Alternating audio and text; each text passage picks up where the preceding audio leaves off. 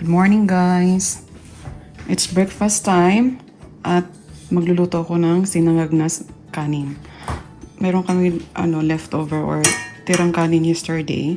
So ito yung isasangag ko. Tapos haluan ko siya ng mixed vegetables. Yan.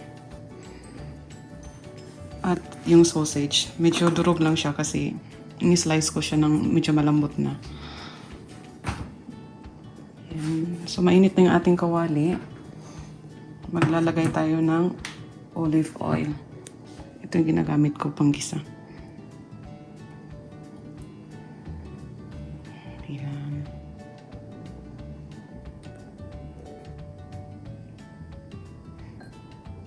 So mainit na siya.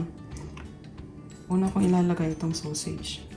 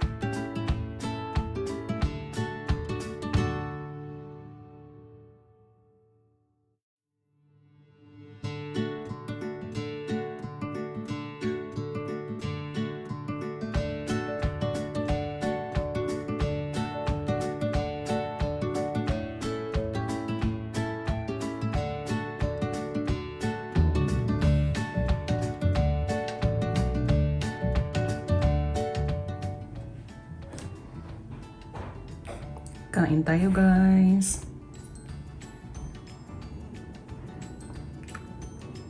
Ready na ang ating breakfast guys. So kain tayo. Ayan. Masarap tong sausage guys. Ano siya? Breakfast sausage. Ayan. Then may paksiw tayo na isda. Tira nung nakarang araw. Pwede magkainin yan. Tapos, nagluto ko ng itlog. Scrambled egg with tomato and onion. Yeah, so kain tayo.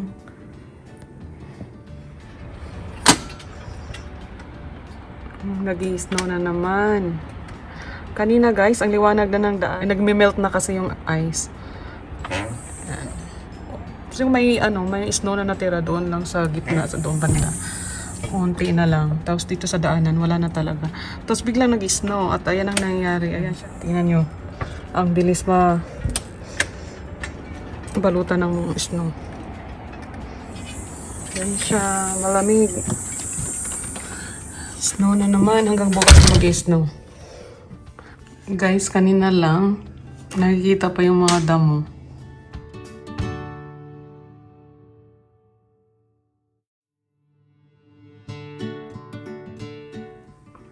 Guys, luto ko ng paksiw. Paksiw na salmon. Fresh to siya, guys. So, bukod sa paksiw, guys, nagluluto din ako ng baked salmon. Sinimplihan ko lang yung timpla, guys. Salt, pepper, and olive oil lang nilagay ko. So, ito titimplahan na natin to. Ito yung ilalagay natin. Yan. Yan. Naglalagay na ako ng suka, salt, and pepper dyan. So, yan. Yan yung ulam namin for lunch. Okay? Yan, guys. Nailagay ko ng spices or yung sangkap. Onion, garlic, ginger. And nilagyan ko pala siya, guys, ng 2 tablespoon ng soy sauce. Kaya yan. Lutuin na natin ang ating paksiw. Ito, favorite kong ulam pag malamig ang panahon. Yan. Medium heat lang para hindi masunog agad. Ito na yung ating paksiw, guys. Luto na.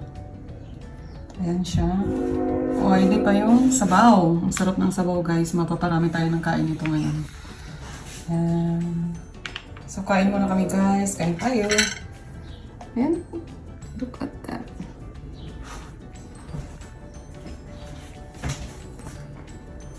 Okay.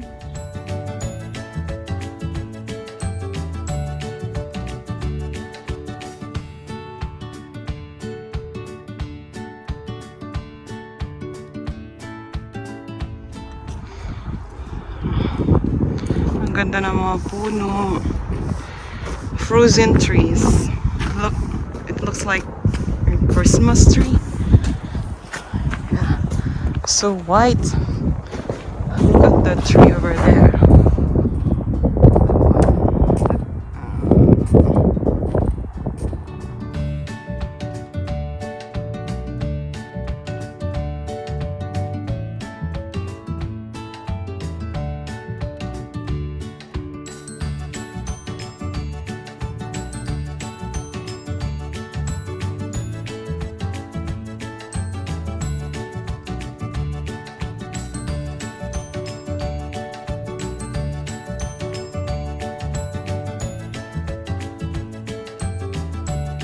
Napapansin niyo na hindi dahon ng saging ginamit ko. Kasi wala kaming dahon ng saging at madalas walang stock yung Filipino store. So, ito yung alternative na naisip ko. Gumamit ako ng wax paper. Sobrang dali lang ito, guys, lutuin. Sobrang na-miss ko din to, kaya ito nagluto ako. So, ang ingredients na nito ay 4 lang. Yung fresh talagang binili ko, guys, as yung cassava. Pinalatan ko, ginadgad ko. So, yung grated cassava, and then, inalisan ko siya ng katas, yung juice niya. Tapos, hinaluan ko siya ng sugar. Then, yung isang can ng coconut milk. Tapos, butter.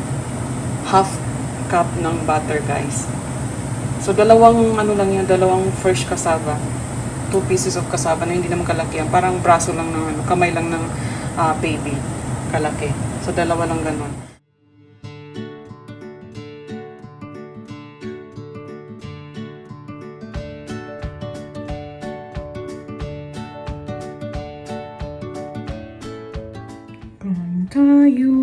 Kain tayo.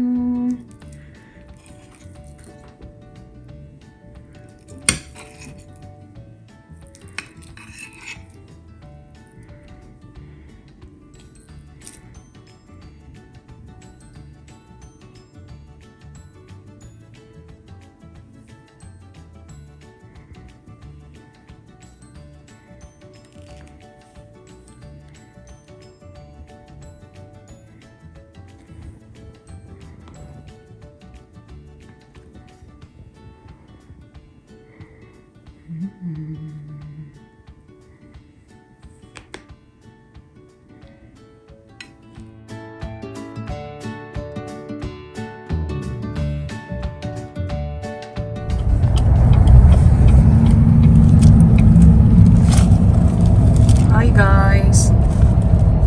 Turn right after 300 Papunta kami dito, guys, sa Polytechnic.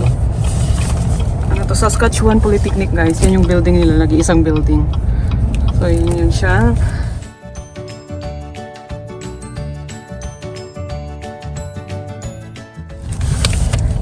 So, exam ko ngayon guys. Good luck sa akin. Ayan. Parking lang kami. 8:30 yung exam. Anyway, tapos ako kahapon ng speaking test. So, yung ngayon, ano naman, yung other 3 exams. Writing, reading, and Please listening. turn next left. Yeah. Then make the next right turn. Okay, good luck to me. Ayan. Nandito kami guys sa workplace ni Greg. Nandun siya sa loob ng guardhouse. Kasi may sinubmit siyang documents na kailangan pirmahan ng HR. Ayan. Sobrang lawak nito guys. Dito to, pipeline company and steel company.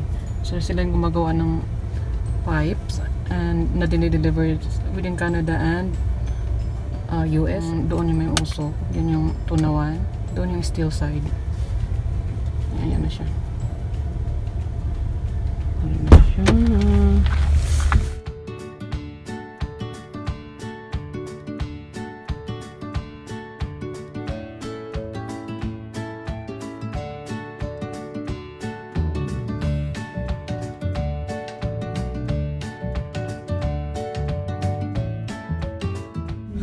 Yan, yung building na yan guys, yung orange.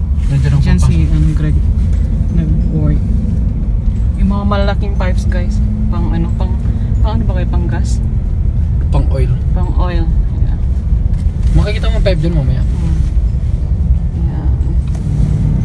Yung mga malalaking pipes. So dito siya sa building na to nag-work.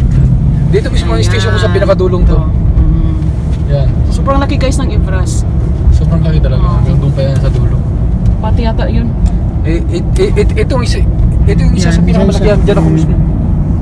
Yan. Ito yung isa sa pinakamalaki sa sa Canada na pipe Industry pipe or company. Na yung mga tubo. Kasyang-kasya ka dyan, may gumulong-gulong. Yan yung tubo. Yan. Gano'n kalaki. Diba? Yan, ini-inspect niya yan. Pag may defect, yun. Nilalagari nila. Tinatanggal nila yung plasma defect. namin yan. Pinupunta namin sa pamagitan ng plasma. Ayan. So yun Kaya guys, pauwi na kami ng bahay. Yan ang Evras. So, isa ito sa mga malaking company dito sa Canada. Yep. I mean, malaki yung sahod guys, pero grabe yung work. As in, sobrang nakakapagod. Kung hindi ka sanay sa balugbog ang trabaho, mahirapan ka din. Ayan.